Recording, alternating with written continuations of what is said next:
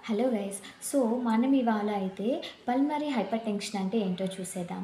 So, pulmonary hyper tension అంటే యాక్చువల్‌గా hyper tension అంటే మీకు తెలుసు కదా! So, high blood pressure in the human body and reasons ఏముంటాయంటే మామూలుగా టెన్షన్ కానీ, సో హెరిడిటరీ ఇవన్నీ అయితే ఉంటాయి కదా! సో, అలా కాకుండా పల్మనరీ హైపర్ టెన్షన్ అంటే ఏంటంటే హార్ట్ నుండి కొన్ని ఆర్టరీస్ అయితే లంగ్స్‌కి డైరెక్ట్‌గా కనెక్ట్ అయి ఉంటాయన్నమాట. సో, ఆక్సిజన్ పంప్ చేయడము, అక్కడ నుండి కార్బన్ డయాక్సైడ్ తీసుకొని రావడం అయితే దీని యాక్టివిటీ అనమాట. సో, ఇలా ఉన్నప్పుడు ఈ పల్మనరీ ఆర్టరీస్‌లో ఏమవుతుందంటే బ్లడ్ సర్క్యులేట్ అయితే అవుతుంది కదా!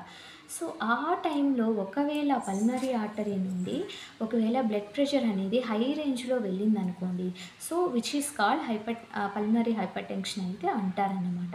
సో, ఈ పల్మనరీ హైపర్ టెన్షన్‌కి పర్టిక్యులర్ కాజెస్ ఏమన్నా ఉన్నాయా అనేసంటే ఎక్కువ టెన్షన్ పడడం కానీ, లేదా అబ్నార్మల్ హార్ట్ రిథమ్ కానీ, లేదంటే లంగ్స్‌కి ఏమన్నా ఇష్యూస్ రావడం కానీ, ఇలాంటివి మాత్రం పర్టిక్యులర్ కాజెస్ అన్నమాట.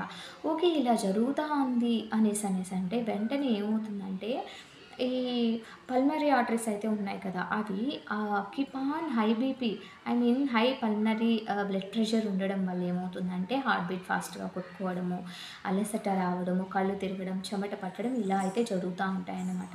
సో, సింప్టమ్స్ ఏమన్నా ఉన్నాయా అంటే ఫస్ట్ డిజీనెస్ అయితే ఉంటది. సో, కళ్ళు తిరుగుతా ఉండడం, ఎక్సెసివ్ స్వెట్ పట్టడము అండ్ వన్ మోర్ థింగ్ ఊపిరితిత్తుల్లో ఎవరో నొక్కేస్తున్నట్టు ఇలా అయితే ఉంటాయన్నమాట. సో, పల్మనరీ హైపర్ టెన్షన్ అంటే ఇదన్నమాట అర్థం.